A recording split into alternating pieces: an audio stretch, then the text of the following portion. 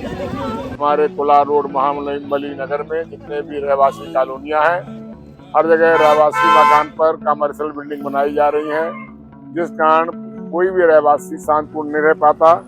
वहाँ असामाजिक तत्व इकट्ठा होते हैं, वाहन खड़े होते हैं, लोगों को आने जाने में असुविधा होती है।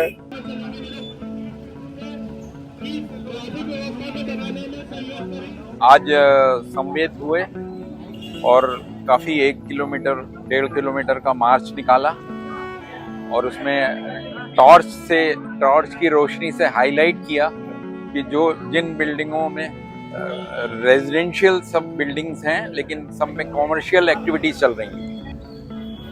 रेसिडेंशियल एरियाज में कॉमर्शियल एक्टिविटी करने के खिलाफ भोपाल के नगरवासी प्रदर्शन कर रहे हैं। उनका आरोप है कि चूंकि यह तमाम कॉलोनीज जो रेसिडेंशियल पर्पस के लिए डेवलप की गई थी, अब वहां पे कॉमर्शियल एक्टिविटी हो रही है और इसलिए उनके लिए जो तमाम जरूरी सुविधाएं हैं, चाहे वह पार्किंग हो या फिर साफ हवा हो या फिर शोर रहित वातावरण हो, वो तमाम सुविधाएं कोलैप्स कर रही हैं और उन्हें अब असुविधा हो रही है।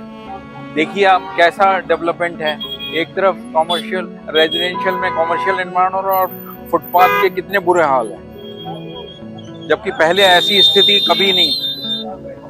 आपको बता दें कि बीते दिनों सुप्रीम कोर्ट में इस मामले की सुनवाई हुई और उनके दिए गए एक फैसले के बाद में भोपाल नगर निगम ने 1000 से भी ज्यादा दुकानदारों को नोटिस जारी किया है। इनमें से कुछ दुकानों को एक दिन के लिए बंद भी किया गया, हालांकि यह बाद में यह दुकानें खुल गई हैं।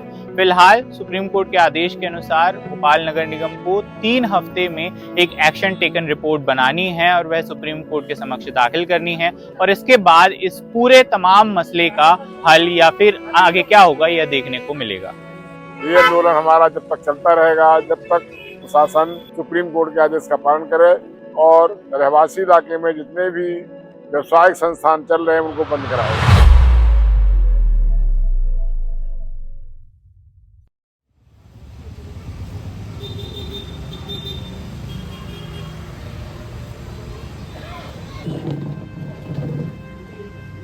देखिए, हमने को तो यही है कि नोटिस यही मिला है कि दुकान सब बंद हो, जो रेसिडेंशियल एरिया के अंतर्गत आती है सब बंदी होगी।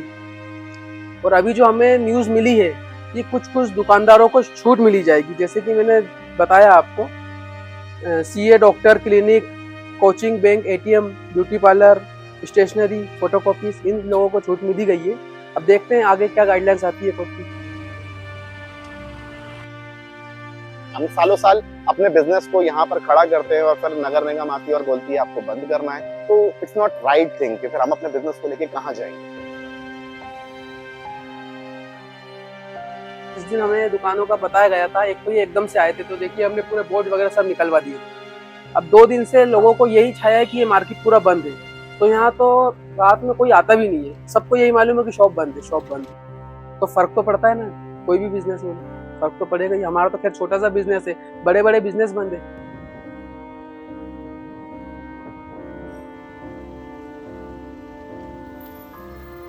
हम 2020 से पहले देखा कि 2-3 साल पहले 10 दिसंबर के आसपास में कुछ अवैध तरीके से आवासीय भूखंड के ऊपर मॉल बनना शुरू हो गए।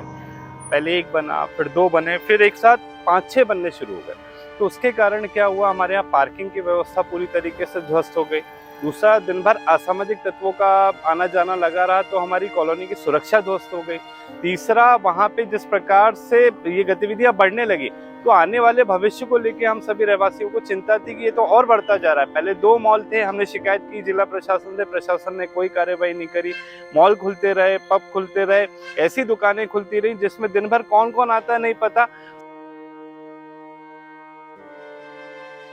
20 मई को मैं समझता हूँ भोपाल नगर निगम को सर्वोच्च न्यायालय ने एक नोटिस जारी करके कहा कि आपके भोपाल में कितनी ऐसे भूखंड है जो आवासीय भूखंड है जिन पे कमर्शियल एक्टिविटीज चल रही है, उस पे आपने क्या कार्रवाई की है, उसकी एक्शन टेकन रिपोर्ट आप सर्वोच्च न्यायालय में 4 अगस्त से पहले प्रस्तुत करें। 10 दिनों के अंदर उन्होंने पूरे शहर भर में नोटिस दे दिए, बंद कराने की कार्रवाई शुरू कर दी। हम एक दिन सड़क पे निकलते तो हम देखते हैं भोपाल का 90% मार्केट बंद हो गया। तो क्या भोपाल में प्रदेश की राजधानी में 90% मार्केट अवैध रूप से संचालित हो रहा है?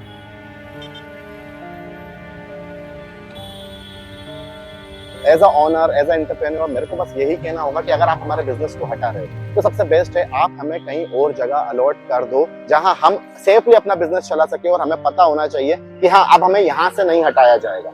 ये क्या एकदम से आते हैं परेशान करते हैं, शटर गिराओ, बोर्ड फाड़ो, कल मैंने बोर्ड निकाला पूरा फट गया बोर्ड, ऐसे करके परेशान मत करो। आप तो 1, 2 महीने 3 महीने का समय दे दीजिए, जो है नोटिस दे दीजिए, आप पूरी बंद करवा दीजिए आपको करवाना हो। खैर हम तो यही चाहेंगे किसी का रोजगार नहीं जाए, हमारा खुद नहीं जाए रोजगार, कि जैसे सरकार और कोर्ट बोलेगी वैसे काम करना पड़ेगा।